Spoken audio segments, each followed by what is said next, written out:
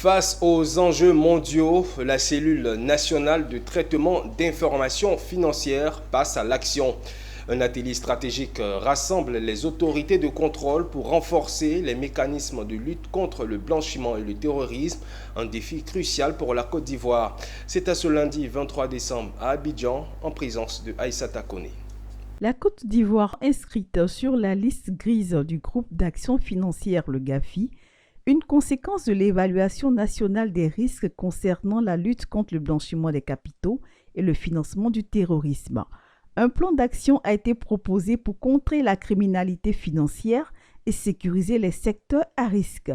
Malgré l'avancée notable de certains points, il reste certaines améliorations, d'où l'intérêt de cet atelier de formation des autorités de contrôle implémenté par la CENTIF, la cellule nationale de traitement d'informations financières. Et donc, de 82 actions recommandées, il nous reste 14, après notre dernière évaluation, 10, mais en 14 mesures. Donc, ce qui nous a valu les félicitations du GAFI.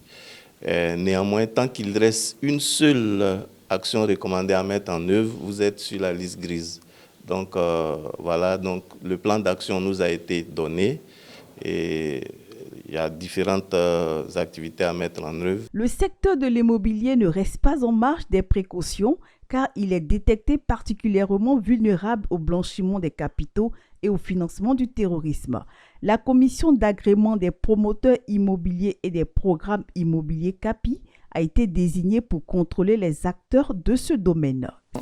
Notre devoir, c'est d'accompagner le président de la République, d'accompagner notre gouvernement par rapport à tous ces efforts qui ont été faits pour que nous ayons une économie robuste, afin que notre économie ne soit pas polluée, n'est-ce pas, par l'argent de la criminalité, afin que notre économie ne soit pas polluée par l'argent sale. La lutte contre le blanchiment des capitaux et le financement du terrorisme constitue une priorité stratégique portée avec détermination par le président de la République, reflet de son engagement indéfectible envers la sécurité nationale et la transparence économique.